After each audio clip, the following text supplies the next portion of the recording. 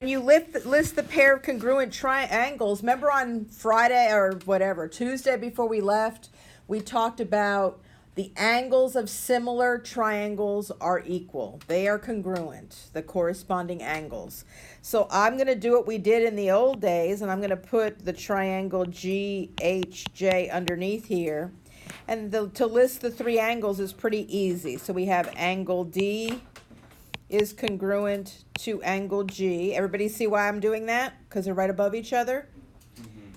Angle E is congruent to angle H. And angle F is congruent to angle J. And then I'm going to, there's F and J with 3 tick marks.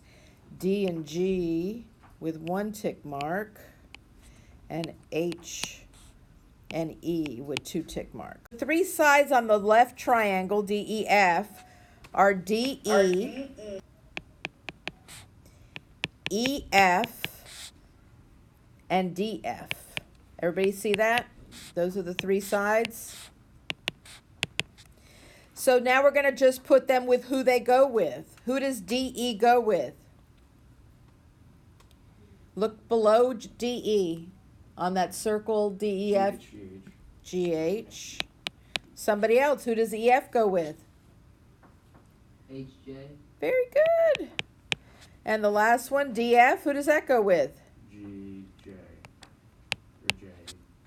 So we know in similar triangles, the angles are identical. And in this case, if one is 59 and one is 35 in both of the triangles, the third one has to also be equal because they have to add up to 180. So we know that a triangle ABC is similar to triangle DEF.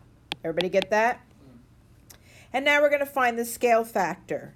Well, I'm going to put the DEF under here. And remember, they're not always in alphabetical order. I don't really like those problems because it doesn't make you think. So AB is similar to DE, right?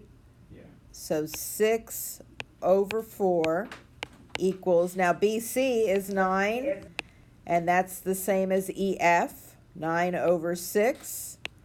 And then we have 10.5 over 7. I want you to take your calculators and put each of those fractions in your calculator and hit math enter and then watch what happens. So they each equal 3 halves. All right? So that is your scale factor. Everybody get that? C. That is your scale factor, is 3 halves. I just put 2 over